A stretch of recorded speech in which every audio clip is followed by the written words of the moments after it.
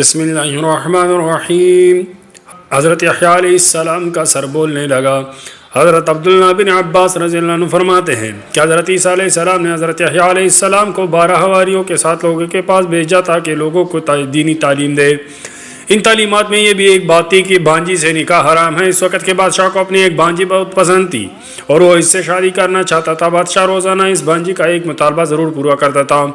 بادشاہ کی بہن اس بھانجی کی والدہ کو جب پتہ چلا کہ حضرت یحییٰ علیہ السلام اور آپ کے ساتھی بھانجی سے نکاح کو حرام کہتے ہیں اور وہ لوگوں کو اس سے منع کرتے ہیں، تو اپنی بیٹی کو یہ سمجھا کر بادشاہ کے پاس بھیجا کہ بادشاہ اگر تم سے آج کسی حاجت کے بارے میں پوچھے تو تم کہنا کہ میری حاجت تو یہ ہے کہ آپ حضرت یحییٰ علیہ السلام کو ذبح کر دیں۔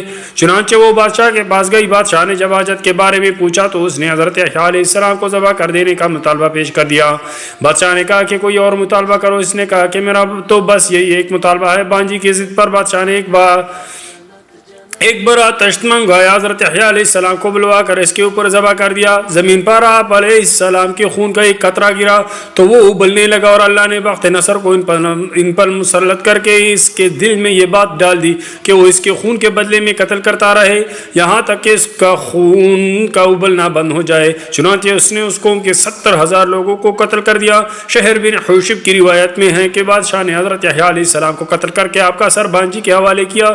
اس نے اسے سونے کے تشت میں رکھ کر اپنی والدہ کو پیش کیا تو تشت میں آپ علیہ السلام کا سر بولنے لگا کہ بانجی سے نکاح حرام ہے، بانجی سے نکاح حرام ہے، بانجی سے نکاح حرام ہے۔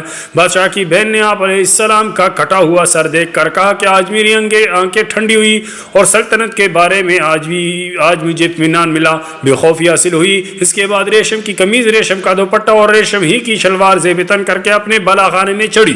اس کے کچھ کاٹنے والے کتے تھے۔ بالا خانے میں ٹھہرنے کے دوران تیز ہوا نے اسے کپڑوں میں الجھا دیا اور وہ اپنے کتوں کے سامنے جا گری۔ کتوں نے ان کو جی بھر کر کاٹا اور اپنی آنکھوں سے بے بسی کے ساتھ دیکھتی رہی۔ سب سے آخر میں کتوں نے اس کی آنکھوں کو کھایا۔